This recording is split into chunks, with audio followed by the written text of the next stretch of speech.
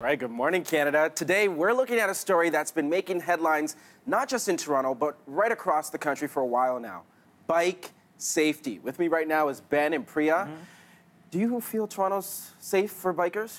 No, I don't, and I think there's a lack of communication between all parties involved. We're supposed to share the road, but I don't think anybody understands where anybody else is coming from. Yeah. And so I think sometimes there is exaggeration. You know, people say, "Oh, drivers are bloodthirsty. They're out there looking for blood." That's not the case. There's a struggle out there on how to share the road. I can only speak as a driver.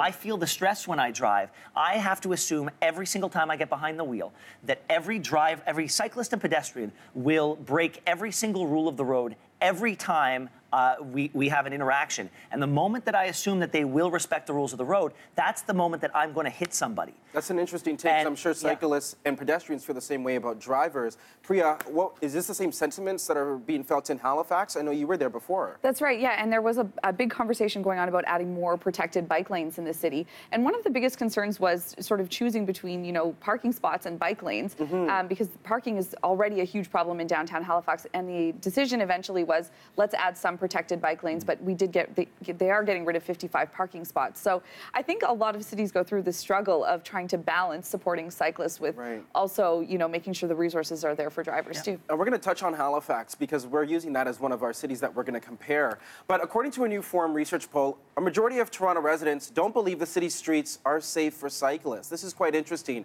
And they have reason for that. Take this into account. 4 cyclists have died in Toronto so far this year, and that matches the number of riders that were killed in all of last year.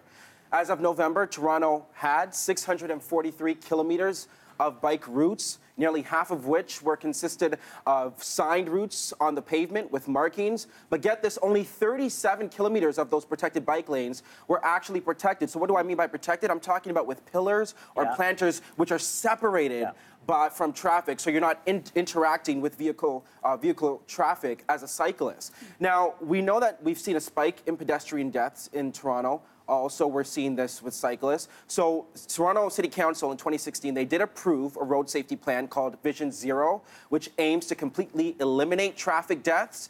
And we have recently heard that City Council in Toronto has upped the amount of money that they're investing in this. So Council is doing something.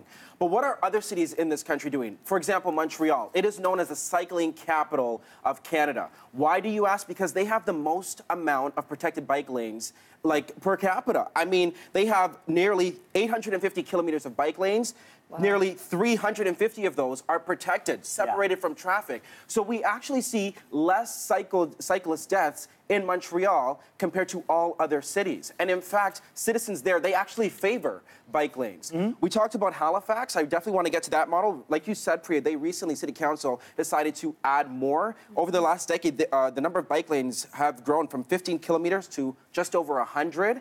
Now we're going to see another 1.2 kilometers added in the downtown core. But yes, it does require the removal of some parking spaces, a compromise if you will. Well, you brought up a very good point off air, which is that if you are going to live downtown, you have the ability, you have the options to not necessarily take your car everywhere. Right. And that's the bargain that you're making, to live in close proximity to everything. So I see that point very clearly. Yeah, it's one of the things where it's like the road is meant for so many people. Yeah. But the thing is, so many of our cities were designed with such small road capacity. So how do you find that balance? But here's your question, Canada. Use that hashtag #YourTake. Do you find it safe to bike in your city? If not, then what changes would you like to see? Let us know right now on social media